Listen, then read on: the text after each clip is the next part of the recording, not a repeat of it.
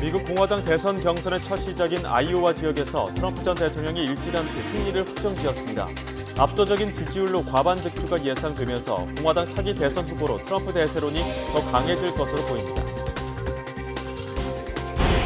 북한 김정은 국무위원장이 대한민국은 제1적대국이자 불변의 주적이라며 전쟁이 일어나면 완전히 점령에 편입시키는 내용을 헌법에 담으라고 지시했습니다. 남북 교류기구도 전면 폐지했습니다. 윤석열 대통령은 북한의 적대국가 규정에 대해 스스로 반민족, 반역사적 집단임을 자인한 것이라면서 위장 평화는 더 이상 통하지 않는다고 비판했습니다. 윤 대통령은 국무회의에서 무주택 실수요자를 위해 실거주 의무 폐지를 더 지체해서는 안 된다며 법 개정을 압박했습니다. 준조세로 남아있는 91개 부담금도 전면 개편을 지시했습니다. 국민의힘 한동훈 비상대책위원장이 원희룡 전 장관과 함께 민주당 이재명 대표의 지역구인 인천을 찾았습니다. 민주당은 이 대표의 복귀가 초입기에 들어간 가운데 홍익표 원내대표가 한동훈 위원장을 향해 술을 먹지 않는 윤 대통령 아바타에 불과하다며 대통령실을 향한 쓴소리를 촉구했습니다.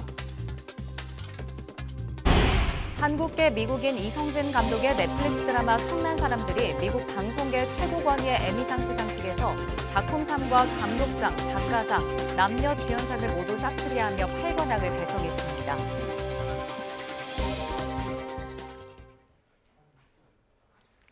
YTN 뉴스앤 이슈 이어갑니다. 올해 11월에 치러질 미국 대통령 선거 경선 절차가 아이오와주에서 개막했습니다. 한국 시각으로는 오전 10시부터 시작했는데요. 당원대회, 이른바 코커스를 진행하는 겁니다. 현재에는 김동석 미주 한인 유권자 연대 대표 연결해서 언론 보도와 분위기까지 살펴보겠습니다. 대표님 나와 계십니까? 네, 안녕하십니까? 네, 안녕하십니까. 대표님, 지금 아직도 현장에서는 개표가 진행 중으로 알고 있는데 지금까지 개표 상황부터 좀 전해주시죠. 예, 지금 시각 유권자 투표한 사람들 중에 60% 개표된 상황에서 뭐 예상했던 것처럼 트럼프 후보가 51% 유지하고 있고 일찌감치 트럼프가 독주를 하기 때문에 모든 언론에서는 트럼프가 이겼다 이렇게 선언을 이미 했는데요. 60% 개표 지금까지 사실 아이오와 커커스 관전 포인트는 2등을 누가 하느냐, 2등이 트럼프하고 얼마나 격차를 좁히느냐가 관심사였었습니다. 예. 그래서 2등은 플로리다의 드산티스가 21% 지금 현재 개표되고 있고요. 그 다음에 사우스캐롤라이나 주지사를 하셨던 니키 헤일리가 19%, 지금 한 60% 개표 상황 중에서 지금 그 개표 결과는 이렇습니다. 네. 말씀해 주신 대로 지금 트럼프 전 대통령이 일찌감치 승리를 확정지었다 이런 보도가 계속 나왔었는데 이게 30분 만에 이런 보도가 나왔거든요. 이게 가능한 일인가요? 아이오와뿐만 아니라 일찌감치 지금 공화당 내에서의 후보 중에 트럼프 전 대통령의 인기는 독점적이었었습니다. 그래서 사실은 예상했던 거고요. 이 아이오와 커커스 시작되기 전, 한 달 전까지는 트럼프 후보가 거의 한 60% 이상 지지율이 앞서고 있었기 때문에 아마 이 개표 시작하자마자 트럼프가 높은 지지율이 나온 거는 당연했던 일이고서요. 사실은 공화당 내에서 트럼프의 대안인 후보를 만들 수 있을까라는 트럼프를 반대하는 세력들이 하나로 막아지고 니키 헤일리의 지지 세력이 모아졌었습니다. 그래서 사실 지금 한 40% 마저 개표가 될 때까지 니키 헤일리가 그 지지율을 좀 올리면서 트럼프와 격차를 좁히면서 2등을 할 건가? 예, 이게 관심사항입니다. 예, 말씀하신 것처럼 지금 아직까지는 40% 남짓의 표가 남아있기 때문에 그 표가 니키 헤일리에게 얼마나 갈 것이냐 이런 부분이 좀 관건이 되고 관전 포인트가 될 것 같은데 그러면 이 개표 최종 확정 결과는 언제쯤 나올까요? 앞으로 한 30분 내로다 개표 결과가 나옵니다. 사실 예. 커커스는 아이오와의 공화당 위원회가 각 지역의 공화당원들이 모여가지고서 자기네들끼리 얘기하거나 토론하거나 협의해서 후보를 누굴 지명할 건가, 그리고서 누구를 지지하냐 조사하는 거기 때문에 예. 개표가 그렇게 어렵거나 오래 걸리는 건 아닙니다. 예. 네, 지금 뭐 또 현지 시각이 밤일 것 같은데 뭐 현지에서도 선거 상황을 좀 지켜보는 분위기는 어떤가요? 뜨거운가요? 그렇죠. 뭐 미 전역 사실 보면은 전 세계의 정치권 뉴스의 초점이 지금 아이오와 공화당 커커스에 집중돼 있는 걸로 지금 보도가 되고 있는데요. 왜냐하면은 과연 이번 2024년 미국 대통령 선거 전에 이 트럼프가 공화당 후보가 되는 거는 기정사실처럼 굉장히 지지율이 높은데 트럼프 리더십이 갖고 있는 사법 리스크라든지 아니면 다른 여러 가지 부정적인 요인들이 많기 때문에 그리고 미국의 오피니언 리더들이라든지 지식인 층에서 이제까지 공화당을 주도해온 정상적인 공화당원들은 트럼프 리더십을 좀 배격하고 반대하는 분위기입니다. 그렇기 때문에 지금 아이오와 커커스는 굉장히 관심이 집중돼 있고요. 그리고서 앞으로 있을 공화당 경선 내에서 트럼프가 후보가 아니게 만들 수 있는 가능성이 있겠는가? 이것이 이번 아이오와 커커스와 이 일주일 후에 치러질 뉴햄프셔 프라이머리에서 결정되기 때문에 관심이 아주 초미의 관심사가 되고 있습니다. 예. 이번에 그 아이오와 코커스가 열리기 직전에도 날씨가 항상 변수였다 이런 이야기 하지 않았습니까? 영하 40도까지 체감온도 떨어진다는 얘기도 있었고요. 왜냐면 이게 지역 투표소로 이동을 하다 보니까 그런 부분에서 밖으로 나오지 않는 당원들이 많지 않을 것이냐 이런 관측들이었는데 날씨 변수를 좀 어떻게 작용했다고 보십니까?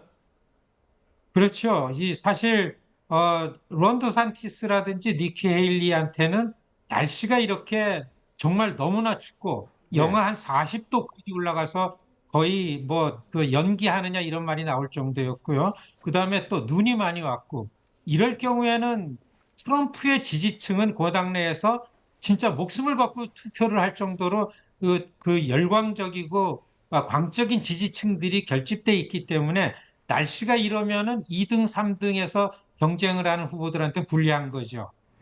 이래서 이 혹한의 날씨를 놓고서 트럼프도 나는 걱정 없다. 내 지지자들은 목숨보다 투표하는 걸 더 중요하게 여긴다. 뭐 이러면서 이 뉴스에 많이 보도가 됐고 그렇습니다. 예. 네. 일단 뭐 트럼프 전 대통령이 우세하다라는 거는 사실 기정사실화된 이야기였고 이번에 민주당 상황도 좀 살펴보면 조 바이든 대통령이 사실 고령 논란이 늘 있어 왔는데 경선까지는 어떨까요? 좀 유력한 상황이라고 봐도 될까요? 아직 그 본선거를 두고서 양 후보, 공화당의 만일에 트럼프가 후보가 되면 트럼프와 바이든이 그 비교를 해서 어떤가라는 거를 점치기에는 좀 이르다고 볼 수 있고요. 다만 중요한 거는 트럼프의 리더십에 대해서 그 탐탁치 여기지 않는 일반적인 유권자들이 상대인 조 바이든 지금 대통령 민주당 후보가 그렇게 호감도가 높지가 않습니다. 고령이고 그리고 겉으로 보기에 굉장히 능력에 있어가지고 좀 무능력하게 보이는 것이 많고 그다음에 지금 그 대통령 취임한 다음에 공약했던 내용들의 국정 운영에 있어서도 특별하게 성과 낸 것들이 크게 없기 때문에 지금 그 민주당 내에서의 바이든 대통령 후보로서의 그 경쟁력이 높지 않기 때문에 그런 여론이 있다 이렇게 볼 수 있고요. 과연 앞으로 이 미국의 경제 상황이 바이든을 도울 건가 아니면 바이든을 어렵게 할 건가 두 가지가 변수가 아닌가 이렇게 보여집니다. 예. 앞서 대표님 지금 이 아이오와 코커스에 대해서 전 세계 이목이 쏠리고 있고 지금 미국 현지에서도 굉장히 많은 관심을 받고 있다 이렇게 말씀을 하셨는데 대선이 11월입니다. 그럼에도 불구하고 이 아이오와 코커스가 대선의 풍향계로서 대선의 시작으로서 이렇게 관심을 받고 있는 이유는 어디 있다고 보시는 겁니까? 이번 아이오와 카커스 결과를 놓고 볼 때에 과연 어느 후보가 어떤 측면에서 선거판에 경쟁력이 있는가라는 것이 보여질 것이고요. 두 번째는 공화당에 난립하고 있는 후보들이 정리가 됩니다. 사실 이번에는 그렇게 많은 후보가 많지 않기 때문에 그렇지는 않은데 이 전 예를 보면은 아이오와 커커스의 결과를 놓고서 거의 절반 이상의 후보들이 정리가 되고 그리고 아이오와에서는 당의 조직이 어느 후보에 선호를 하는가가 나타나죠. 이게 이어서 아이오와는 전당대회고 일주일 후에 있을 뉴햄프셔는 그야말로 일반 유권자가 가서 그 미니 선거판이라고 할 수 있을 정도로 아침서부터 저녁까지 투표를 해서 그 1, 2, 3일을 결정되기 때문에 뉴햄프셔의 프라이머리를 결정하는데 큰 영향을 주게 되고 그렇기 때문에 그리고 또 첫 번 선거기 때문에 뉴스 커버리지가 높죠. 미국이 큰 나라입니다. 그래서 얼마나 후보들 이름자가 미 전역의 유권자들한테 많이 알려지는가에 비교를 해보면 아이오와는 적은 주인데도 불구하고 처음에 시작되기 때문에 뉴스에서 이름의 그 수준이 많이 커버가 되기 때문에 후보들한테는 아이오와 커커스가 중요합니다. 이래서 아이오와 커커스를 경선의 풍향계다 이렇게 보통 얘기하고 있습니다. 네. 그럼 실제로 아이오와 코커스에서 가려진 후보들 중에서 실제로 대통령이 된 사례도 있을까요? 그 2008년에 오바마 대통령이 민주당 후보로 나와 있을 때 아이오와에서 1등을 했죠. 2000년도에 공화당 예비 이 경선 때 아이오와 커커스에서 조지 부시 대통령이 1등을 했습니다. 그런데 지난 2020년에 바이든 현 대통령은 민주당 아이오와 커커스에서 4등을 했습니다.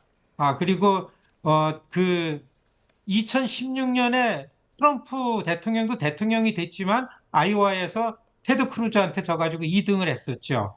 그렇기 때문에 아이오와에서 1등을 하고 2등을 하는 게 대통령이 되고 안 되는 데에 어떤 표시를 한다라는 건 아니고 다만 후보로서 그 갖고 있는 경쟁력이 어디에 있는가 이번 선거 전에 이 흐름에 잘 맞는가 안 맞는가를 전문가들이 볼 수 있는 그런 커커스가 아이오와 커커스입니다. 예.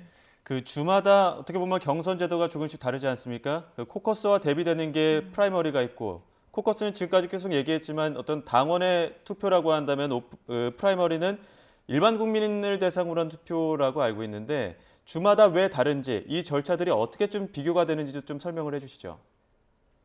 미국이 대통령제지만은 한 나라 같지만은 50개의 나라가 합쳐져 있습니다. 사실 50개 각 주마다 다 주법에 의해서 일반적인 것이 실행되기 때문에 각 주 단위로다가 대통령을 선출하기 때문에 커커스다 프라이머리다가 굉장히 다양하게 주마다 다 각 주에서 만들어 놓은 선거법에 의해서 치러지는 거죠. 간단하게 설명드리면은 커커스는 투표가 아닙니다.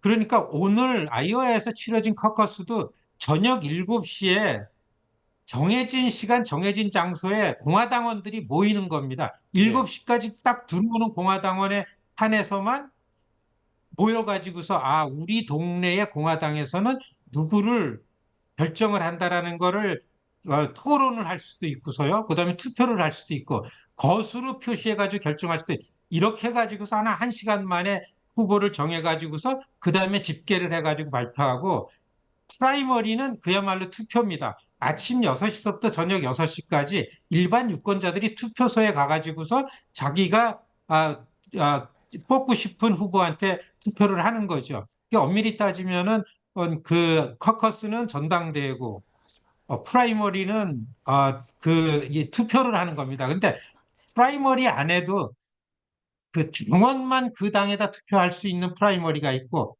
그거는 좀 폐쇄형 프라이머리입니다. 그렇지 않고서 일반 유권자가 당적에 관계없이 그날 투표소에 가면은 자기가 투표할 수 있는 개방형 프라이머리가 있습니다. 일주일 후에 뉴햄프셔에서 치러질 프라이머리는 오픈 프라이머리 개방형입니다. 유권자는 아무나 나가가지고 공화당 경선에 참여할 수 있는 개방형 프라이머리.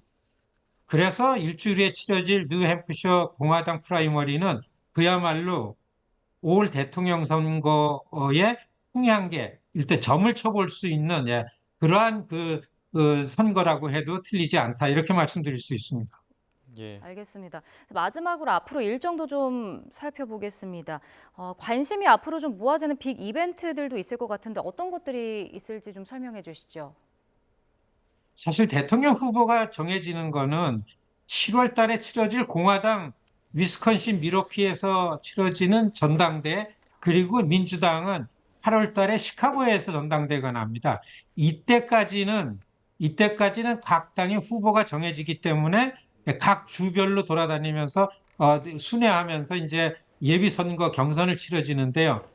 대개 이미 민주당은 별 의미가 없습니다. 이미 바이든 대통령 후보가 정해졌기 때문에 그 관심을 못 끌고 있고 공화당의 예비 선거가 이제 선거에 이 뉴스를 끌고 다니게 되는데요. 오늘 아이오와 카커스 끝나면은 일주일 후 1월 23일 뉴햄프셔 프라이머리를 치르게 되고요. 그다음에 2월 8일 날에 네바다에서 이와 같은 커커스를 치르게 됩니다.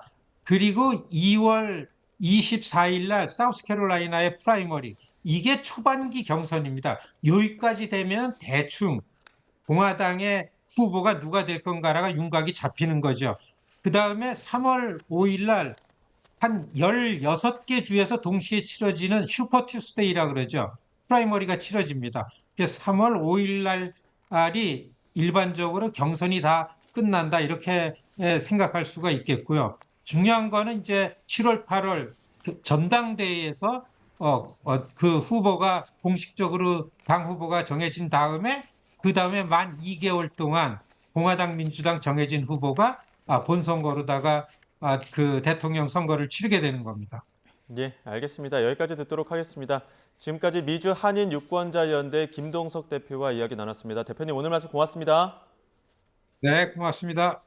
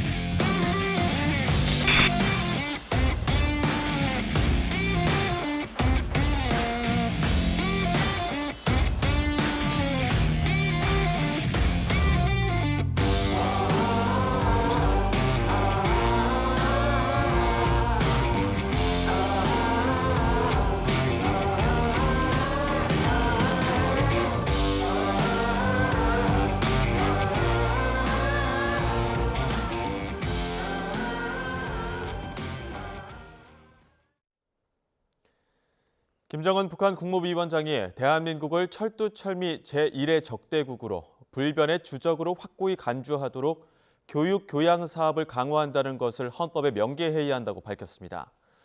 조선중앙통신은 김 위원장이 최고인민회의 시정연설에서 이같이 말했다고 보도했습니다. 김 위원장은 또 헌법에 전쟁이 일어날 경우 대한민국을 완전히 점령하고 북한 영역에 편입시키는 문제를 반영하는 것이 중요하다고 말했습니다. 북한은 또 최고인민회의에서 대남기구인 조국평화통일위원회와 민족경제협력국, 금강산 국제관광국을 폐지했습니다. 지금 냉면이 목구멍으로 넘어갑니까? 지난 2018년 평양 정상회담 당시 나온 꽤 화제가 됐던 발언입니다. 평양 옥류관에서 냉면을 먹는 국내 재계 총수들에게 이 발언을 한 사람이 바로 리선권, 당시 조국평화통일위원장이었습니다. 북한 인사가 공개석상에서 대기업 총수들을 의도적으로 면박을 줬다며 논란이 됐죠. 이 사건으로 국내에서도 상당히 유명 인사가 된 리선권 위원장. 이후 북한에서 승승장구해 외무상, 통일전선부장 자리까지 꿰찼지만 리 위원장이 떠난 뒤 공석이 된 것으로 보이는 조평통 위원장 자리는 끝내 메워지지 않았습니다. 그리고 오늘 김정은 위원장은 조평통을 폐지하기로 했습니다. 조국평화통일위원회는 북한이 지난 1961년 김일성 주석의 발기로 결성된 통일촉진상설기구입니다. 노동당의 외곽단체 중 하나지만 통일 문제나 남북대화 관련 당 입장을 대명하면서 사실상 우리 통일부의 카운터파트 역할을 해왔는데요. 김정은 시대에 들어서는 정식 국가기구로 위상을 높여 조평통 위원장은 남북 정상회담마다 회담 준비를 위한 고위급 회담에 북한 대표로 참여했습니다. 하지만 남북관계가 경색하면서 매년 여러 차례 나오던 대변인 담화는 사라졌습니다. 지난 2021년에는 김여정 당시 노동당 부부장이 조평통을 정리하겠다며 으름장을 놓기도 했는데요. 결국 이번에 전격 폐지 수순에 오르면서 정말로 역사 속으로 사라지게 됐습니다. 이번에 조평통과 함께 폐지 대상에 오른 기구는 금강산 국제관광국입니다. 금강산 관광 중단이 장기화하자 북한이 금강산 독자 개발을 천명하며 새로 꾸린 별도 조직으로 추정됩니다. 지난 2019년 금강산 지역 노후 시설을 철거하겠다며 우리 통일부와 현대 아산 쪽에 금강산 국제관광국 명의의 통지문을 보내면서 명칭이 처음 드러났는데요. 당시 금강산 현지 시찰에 나선 김정은 위원장이 이 너절한 남측 시설물을 싹 드러내라고 지시하면서 북한은 실제로 우리 기업과 정부가 투자해 만든 시설물들을 철거하기 시작했습니다. 보기만 해도 기분이 나빠지는 너절한 남측 시설들을 남측의 관계 부문과 합의해서 싹 드러내도록 하고 금강산의 자연 경관에 어울리는 현대적인 봉사 시설들을 우리식으로 새로 건설해야 한다고. 2022년 위성 관측 결과 이산가족 상봉행사 장소로 쓰이던 온정각이나 면회소뿐 아니라 현대 아산 소유의 해금강 호텔 등 남측 시설물이 해체되고 무너진 정황이 포착된 건데요. 북한이 이처럼 대남 주요 기구를 전격 폐지한 건 대남 정책의 근본적 전환 의지를 내비친 거라는 평가가 지배적입니다. 다만 우리의 국정 원격인 북한 통일전선부에는 아직 별다른 변화가 포착되지 않고 있는 가운데 현 정부 들어 더욱 강대강으로 치닫고 있는 남북 정세에 대한 우려도 커지고 있습니다. 통일부가 북한 정보를 신속하고 정확하게 파악할 수 있도록 올해부터 외국 상업 위성 영상을 구입할 계획이라고 밝혔습니다. 통일부는 이를 위한 신규 예산 4억 8천여만 원을 확보했다며 이같이 설명했습니다.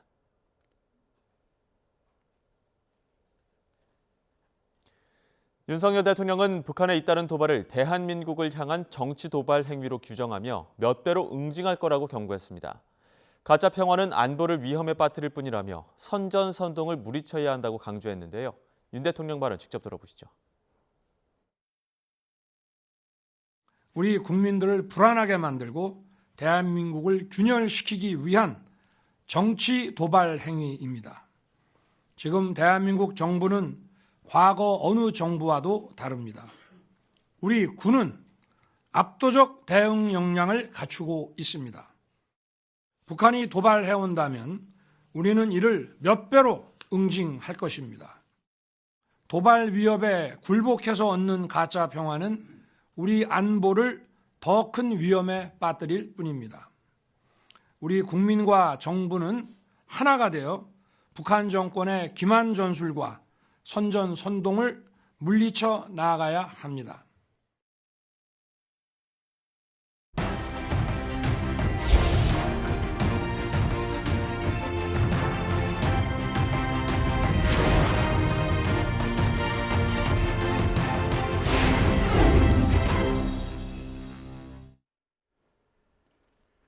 국민의힘 한동훈 비상대책위원장이 오늘 더불어민주당 이재명 대표의 지역구 인천 계양으로 향했습니다. 그러면서 해당 지역 국민의힘 출마 후보자로 원희룡 전 장관을 소개했는데요. 원 전 장관은 온몸으로 도전하겠다며 출사표를 던졌습니다. 직접 들어보겠습니다. 우리 국민의힘에는 이재명 대표가 출마하는 지역이라면 그곳이 호남이든 영남이든 서울이든 인천이든 충청이든 어디든 가서 정정당당하게 승부하고 싶어하는 후보들이 많이 있습니다. 여러분, 설명이 필요 없는 우리의 원희룡입니다.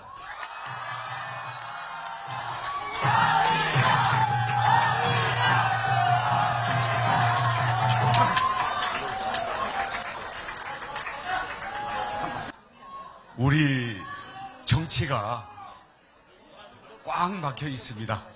대한민국이 앞으로 나가야 되는데 돌덩이 하나가 자기만 살려고 이 길을 가로막고 있습니다.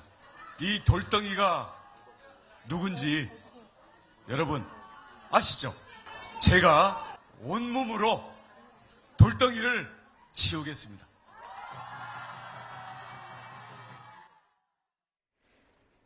한편 이재명 대표는 이르면 이번 주에 복귀할 것으로 전망되는 가운데 민주당은 광폭 행보를 보이며 인기몰이를 하고 있는 국민의힘 한동훈 위원장을 향해 오늘도 견제구를 날렸습니다.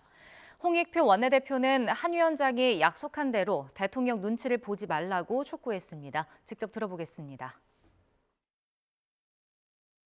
한동훈 위원장은 법무부 장관 시절 누구도 법 위에 있을 수 없다라는 발언을 남긴 데 이어 비대위원장으로서 국민들께서 합리적인 비판하시면 미루지 않고 바로바로 반응하고 바꾸자, 정말 달라지겠다고 약속드리겠다 말씀을 했습니다. 적극 동의하고 옳은 얘기입니다. 그러나 지금까지 국민과 야당에는 공격적이지만 여당을 위기에 빠뜨린 장본인인 대통령과 부인에 대해서는 여전히 굴종적인 모습을 보여 국민들을 의아하게 하고 있습니다. 한동훈 위원장은 자신이 약속한 대로 더 이상 자기가 상사로 모셨던 대통령의 눈치를 보지 마시기 바랍니다. 더 이상 자신과 대통령의 관계가 검찰총장과 부하검사의 관계도 아니고 김건희 여사로부터 카톡 지시도 받아서는 안 될 겁니다. 이준석 전 국민의힘 대표가 주축이 된 개혁신당은 대통령 배우자와 가족에 대한 지원, 의전 등의 법적 근거를 명문화하는 방안을 추진하기로 했습니다. 이기인 공동창당준비위원장은 오늘 국회에서 기자회견을 열고 대통령 배우자의 법적 지위 및 지원에 관한 법률, 일명 대통령 배우자법을 제정했다며 이같이 밝혔습니다. 이어 최근 불거진 김건희 여사의 명품 가방 수수 의혹 등을 언급하며 이는 법적 지위 없이 대통령 배우자라는 이유만으로 권력을 행사해오던 관행, 이를 견제할 근거가 없는 부실한 법 체계가 핵심이라고 지적했습니다. 이런 가운데 신당은 임시로 써온 개혁신당을 당명으로 공식 확정하고 정체성을 상징할 색으로 주황색을 선정했습니다. 개혁신당 미래대연합에 이어 오늘은 이낙연 전 더불어민주당 대표가 발기인 대회를 열고 본격적인 창당 준비에 들어갑니다. 이로써 제3지대에 굵직한 새 세력이 이 당으로서의 외형을 모두 갖추게 된 셈인데요. 이제 관심은 어느 세력이 언제 연대하는가로 옮겨갈 것으로 보입니다.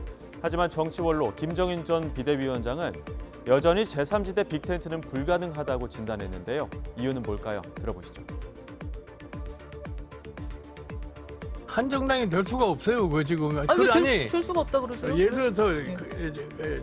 그분들이 지금 뭐 빅텐트니 뭐니 이렇게 얘기를 많이 하는데 예. 그런 생각이 있으면 만들지 말고 가장 국민의 관심이 있는 쪽으로 가서 합세를 해서 하면 되는 건데 각기 정당을 만든다는 거는 각기 자기가 하는 대로의 이해가 있기 때문에 만드는 거 아니겠어요? 그게 합치려고 할 것 같으면 많은 진통 과정을 겪어야 되는데 예. 그러면 거기에서 잡음이 나기 시작할 것 같으면 오히려 더 부정적인 효과만 나옵니다. 이낙연 대표가 지향하는 목표가 뭐냐, 또 이준석 지금 저희 전 대표가 지향하는 뭐가 또 뭐냐, 이것이 서로 합체가 돼야 될 텐데 예. 그게 그렇게 쉽게 합체되기 힘들 거예요. 네, 국민의힘 조정원 의원은 좀 더 구체적으로 살을 보탰습니다. 무엇보다도 이준석 위원장의 목표는 빅텐트가 아니라 본인의 당선이기 때문에 이낙연 전 대표와의 연합은 어렵다고 봤는데요. 제3지대에 대해서도 신상품 하나 없는 중고가게로는 선거에 힘들 거라며 부정적으로 내다봤습니다. 저는 이준석 대표와 이낙연 대표가 같이 할 가능성은 거의 없다 생각합니다. 왜죠? 저는 이준석 대표의 이번 총선의 목표는 제3지대의 텐트가 아니라 당선이라고 생각합니다. 본인의 당선. 뭐 지금 움직이는 워딩, 최근의 워딩들 보면 이낙연 대표는 이제 끌어들이려고 이제 온갖 애를 구애를 하고 계시고 이준석 대표는 워워워 좀 천천히 가자 이건데 사실 갈 생각이 없는 거라고 저는 생각하고요. 본인이 진짜로 당선이 되고 싶구나라는 생각을 합니다. 그래서 뭐 진짜 노원을 내려놓고 지금 대구 얘기, 경북 지역 얘기를 하고 있는데 어떻게 보면 그 방법이 본인의 소위 레버리지, 판돈을 가장 많이 올리는 방법일 것이다 라는 생각이 들고요. 두 번째는 뭐 다들 좋고 훌륭한 의원들입니다만 소위 신상품 하나도 없는 중고 가게 같은 생각입니다. 낙준 연대에 대한 당사자들의 생각은 어떨까요? 오늘 두 사람의 대담 영상이 공개됐는데요. 온도차가 느껴지는 발언을 내놔 이목이 쏠리고 있습니다. 연대 의사를 묻는 질문에 이낙연 전 대표는 당연히 중요하다고 단언한 데 반해 이준석 위원장은 반응을 살펴야 한다며 신중한 태도를 보였는데요. 들어보시죠. 힘을 합해서 조금 세력화를 하신다라면 오히려 국민들이 좀 더 주목하시지 않을까 하는 생각도 들거든요. 혹시 그런 의향은 좀 있으신가요? 당연히 저희들의 고려 사항 중에 중요한 부분이죠. 그런 걸 포함해서 협력 방안을 모색할 것입니다. 국민들께서 지금은 고양이 소녀를 맞잡고 서로 힘을 합쳐서 뭔가 거대한 잘못에 맞서야 된다고 하시면은 그 물길에 합류하는 것이고, 지금은 따로 또 같이 어느 정도의 거리를 두면서도 협력해 나가라면 그렇게 따르는 것이고요. 저는 그 모든 것은 저희가 시민들과 국민들의 반응을 살피면서 저희가 움직여야 될 것이다 이렇게 봅니다. 네. 한편 제3지대 또 다른 축인 미래대연합은 설 전에 낙준을 포함한 제3지대를 다 모으겠다 이렇게 밝힌 바 있죠. 정의당을 넘어서 기호 3번에 대한 강한 의지를 드러낸 가운데 김종민 공동창당준비위원장은 민주당을 살리기 위해 당을 나왔다며 다시 한번 이재명 대표를 비판했습니다. 저는 살리기 위해서 민주당을 나왔다고 생각해요. 이대로 가면 민주당이 정말 주저앉게 됩니다. 가라앉게 돼요. 근데 그 안에서 목소리를 내는 걸로는 한계가 있다고 본 거예요. 그러니까 민주당의 당명은 없어질 수도 있고, 뭐 민주당에 있는 의원들은 흩어질 수도 있습니다. 이 민주당의 역사, 또 이런 민주당 정신, 그 민주당을 만들어왔던 또 지도자들, 김대중 정신, 노무현 정신, 이런 것들이 우리 정치사에서 이렇게 망가지면 안 된다고 본 건데 오로지 방탄에 또는 이재명 지키기에 민주당이 올인하게 된다? 저는 그 민주당의 역사가 저는 많이 휘발될 거다.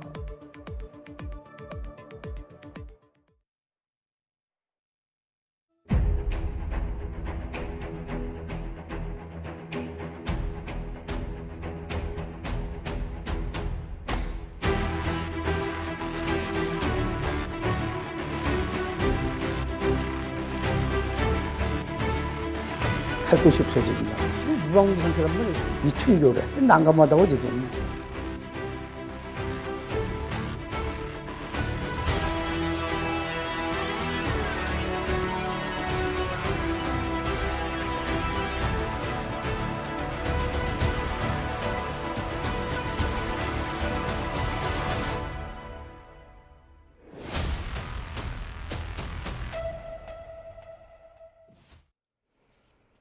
경기도 김포시에서 고도 제한 규정을 어긴 아파트에 서영하고가 나지 않으면서 당장 입주하려던 주민들의 발이 묶인 상황입니다. 당장 집 맡길 곳, 또 잠잘 곳을 찾아 헤매고 학교 전입신고 등에도 불편을 겪고 있습니다. 전문가들은 아파트 측이 지적받은 부분을 시정하려면 2달에서 6개월까지도 걸릴 것으로 내다보고 있습니다. 입주 예정자와 전문가의 목소리 들어보겠습니다. 일단은 제 차에 짐을 좀 넣어놓고 여자친구 집에서 지금 지내고 있고 5일째 같은 옷 입고 생활하고 있어요. 제가 원래 10일 금요일 날 입주 예정이었고요. 예. 근데 한 5일 전쯤에 월요일에 그 얘기를 급하게 들으니까 아무 대책이 안 세워지더라고요. 갈 곳이 없고요. 그 다음에 짐을 보관할 수 없는 게 일단 가장 현실적인 문제고, 예. 그 다음에 저는 자녀가 없지만 자녀가 있는 분들 같은 경우에는 당장 3월에 이제 계약을 하잖아요. 네. 그러면 전입을 하고 임시 소집도 가고 편입도 하고 해야 되는데 그런 것들도 아무것도 해결이 되지 않고, 기본적으로 2달에서 전 한 6개월 정도까지는 일단 소요가 될 것이다 예상을 하고 있고요. 이제 그 안쪽에 이제 엘리베이터 가드레일이라든지 이런 엘리베이터 현재 그런 오버헤드 이런 장치들이 있는데 이걸 다시 해체를 해야 되는 거고요. 뭐 소송 가게 되면 기본 짧아야 1년부터 시작을 해서 한 3년 정도가 걸리게 되는 거거든요. 여기에서 보면 상당히 좀 입주자 입장에서는 굉장히 어떤 기간에 대한 어떤 손해들 또는 어떤 불편에 따른 어떤 불안감들 이런 것들이 상당히 많이 있을 걸로 그렇게 예상을 하고 있습니다. 예. 정부나 지자체가 임금을 주는 직접 일자리 사업에 설 연휴 전후로 70만 명이 채용됩니다. 올해를 통틀어 채용되는 117만 명의 60%를 연초에 집중적으로 뽑는 것으로 대부분 노인 등 취약계층이 대상입니다. 보도에 김평정 기자입니다. 초등학교 주변에서 교통안전 지도를 하거나 공공시설에서 환경을 정비하는 이들을 보면 고령층인 경우가 많습니다. 바로 정부나 지자체가 취약계층을 고용해 임금을 주는 일자리이기 때문입니다. 이런 직접 일자리에 설 연휴 앞뒤로 70만 명이 채용됩니다. 노인 일자리가 63만 명으로 대부분을 차지하고 자활사업과 노인 맞춤 돌봄 서비스가 3만에서 4만 명씩입니다. 불안정한 고용시장 속에 노인과 장애인 등 취약계층의 생활 안정을 위해서라는 설명입니다. 올해도 고용률 등은 양호한 흐름이 전망되지만 취업자 수 증가 규모가 대면 서비스업 중심으로 둔화되면서 고용 취약계층이 체감하는 상황은 녹록치 않을 것으로 예상됩니다. 설 연휴 전후를 포함해 직접 일자리는 상반기 안에 집중적으로 만들 예정입니다. 올해를 통틀어 117만여 개가 제공되는데 상반기에 97%가 채용됩니다.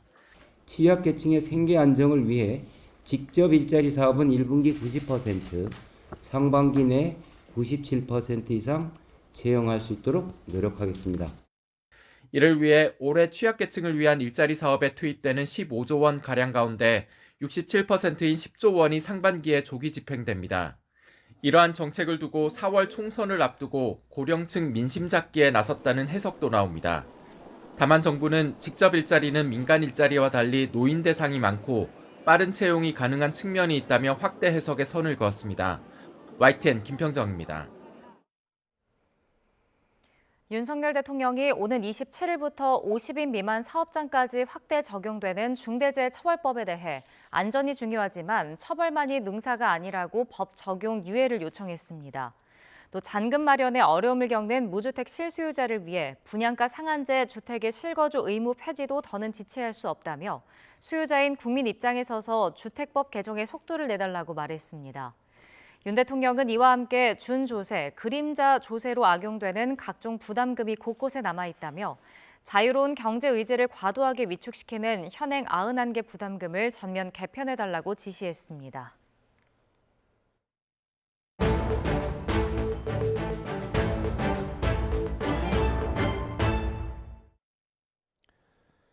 검찰 수사심의위원회가 이태원 참사와 관련해 김광호 서울경찰청장을 기소해야 한다고 결론 내렸습니다. 권고 성격의 수사심의위 판단을 반드시 따라야 하는 건 아니지만 1년 넘게 사건을 끌어온 만큼 검찰이 어떤 결정을 내릴지 관심이 커지고 있습니다. 취재기자 연결해 자세한 내용 알아보겠습니다. 백종규 기자.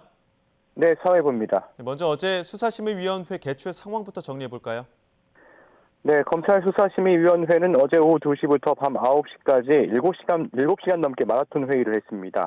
이를 통해 12구 이태원 참사의 부실 대응 책임을 물어 김광호 서울경찰청장을 기소할 것을 검찰에 권고했습니다. 업무상 과실치사상 혐의로 수사받아온 김 청장에 대해 기소 의견이 9명, 불기소 의견이 6명이었습니다. 반면 같은 혐의를 받아온 최성범 전 용산소방서장에 대해서는 기소 의견 1명, 불기소 의견 14명으로 불기소 결론을 내렸습니다. 김 청장은 지난 2022년 10월 29일 이태원 일대에 인파가 몰릴 것을 미리 인지하고도 안전관리 대책을 마련하지 않은 혐의 등을 받습니다. 최 전 서장은 참사 발생 이후 구조 지휘를 소홀히 해 인명피해를 키운 혐의입니다. 네, 검찰 그리고 피의자 측 유가족 순으로 발표가 이어졌다고 하는데 검찰에서는 어떤 의견 냈습니까? 네, 어제 열린 수사심의위원회는 강일원 전 헌법재판관이 위원장을 맡고 사회각계 전문가 150명에서 300명 인적풀에서 무작위 추첨을 통해 선정된 위원 15명이 참여했는데요. 검찰 측과 피의자 측에 이어 유가족 입장 발표 순서로 진행이 됐습니다. 먼저 검찰 측은 김광호 청장과 최성범 전 서장에게 주의 의무가 없다는 입장을 전달한 것으로 알려졌습니다. 업무상 과실치사상 혐의나 업무상 과실죄는 마땅히 주의를 기울일 의무가 있는 사람이 이를 지키지 않았거나 게을리했을 때 성립하는데요. 검찰은 이태원 참사와 관련해 두 사람에게 법적 책임을 물을 만큼의 주의 의무가 충분히 입증되지 않았다고 본 겁니다. 검찰은 지금까지 경찰이 송치한 참사 연루자 23명 가운데 6명을 구속 상태로 10명을 불구속 상태로 재판에 넘겼습니다. 이 가운데 박희영 용산구청장과 이임재 전 용산경찰서장, 송병주 전 용산서 112 상황실장 등 7명이 업무상 과실치사상 혐의로 기소됐습니다.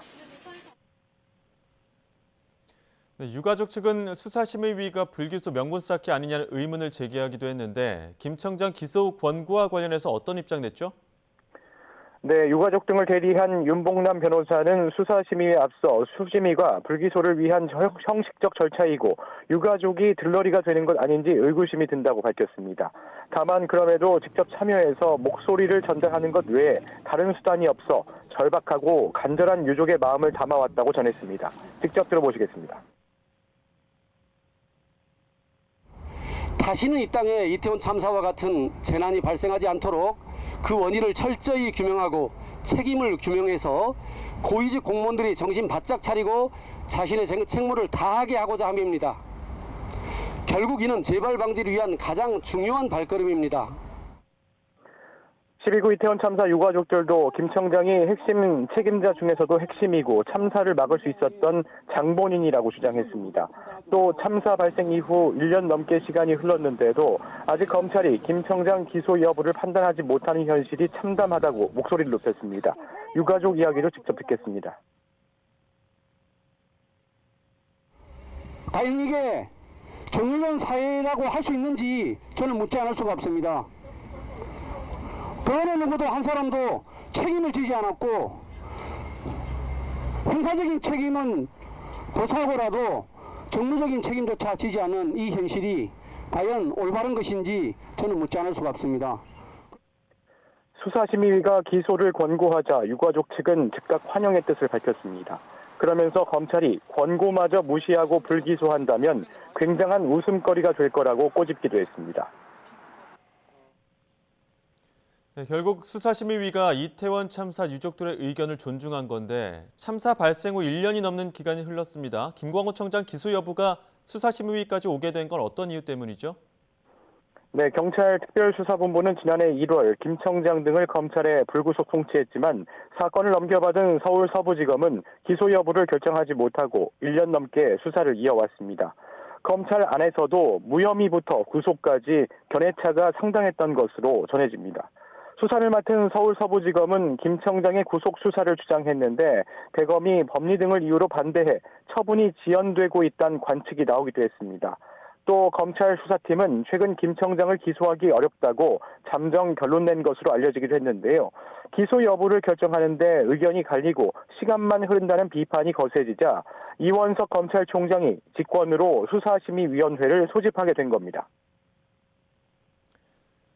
네, 이제 검찰 결정만 남았고 고민이 깊을 텐데 최대한 신속히 결정하겠다는 입장이죠? 네, 당초 검찰 주변에선 수사심의위원회가 불기소를 권고할 거란 전망이 나왔습니다. 하지만 예상을 깨고 김 청장을 기소하는 게 맞는다고 결론 내리면서 검찰 고민도 깊어지고 있습니다. 수사심의위원회 권고안 의결 직후 사건을 수사해온 서울 서부지검은 지금까지 수사 결과와 대검 수심위 의결 내용을 종합해서 최종 처분을 결정할 거라고 밝혔는데요. 서부지검이 권고를 받아들인다면 검찰의 이태원 참사 수사는 경찰 2인 자격인 서울경찰청장을 기소하는 선에서 마무리될 것으로 보입니다. 검찰은 수심위 결론을 존중해야 하지만 강제 조항이 아니어서 꼭 따를 필요는 없는데요.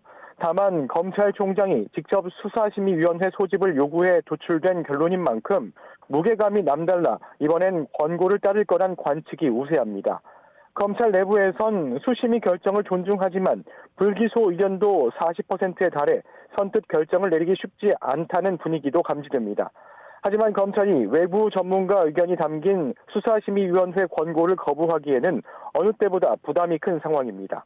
검찰은 관련 수사를 모두 마무리했고 처분에 대한 입장 정리만 남겨뒀는데 최대한 신속히 기소 여부를 결정할 방침입니다. 지금까지 사회부에서 전해드렸습니다. 한국계 미국인 이성진 감독의 넷플릭스 드라마 성난 사람들이 미국 방송계 최고 권위의 에미상 시상식에서 8관왕을 달성했습니다. 이성진 감독은 로스앤젤레스 피콕 극장에서 열린 에미상 시상식에서 미니시리즈 TV 영화 부문 감독상과 작가상을 수상한 데 이어 작품상까지 거머쥐었습니다. 성난 사람들에 출연한 한국계 미국 배우 스티븐 연도 나무주연상을 수상했고 엘리 웡도 여우주연상을 받았습니다. 네, 현재 서울 기온 영상 1도 정도로 아침에 비해 무려 8도가량 크게 올랐습니다. 한낮에는 영상 4도까지 오르겠는데요. 어제에 비해서는 3도가량 높아서 바깥 활동하기 훨씬 수월하겠습니다. 다만 온도 변화폭이 아침과 낮, 또 낮과 밤 사이로 10도 이상 크게 벌어지는 곳이 많으니까요. 감기 등 호흡기 질환 걸리지 않도록 각별히 주의해 주시기 바랍니다. 현재 전국 하늘이 대체로 맑은 가운데 구름만 가끔 지나고 있습니다. 대기질도 양호해서 쾌청한 날씨가 이어지고 있는데요. 오늘 한낮에는 예년 이맘때 기온을 웃도는 곳이 많겠습니다. 서울 낮 기온 4도, 광주와 대구 8도, 부산 10도 예상됩니다. 다만 기온이 낮은 이면도로나 골목길에서는 눈비가 녹지 못하는 곳이 많은 만큼 미끄러움 사고에 주의하셔야겠습니다. 오후부터는 구름이 차차 많아지겠고 내일은 중부와 호남을 중심으로 약한 비 또는 눈 소식이 있습니다. 비는 내일 늦은 오후 수도권과 충청에서 시작해 점차 강원과 남부지방으로 확대하겠습니다.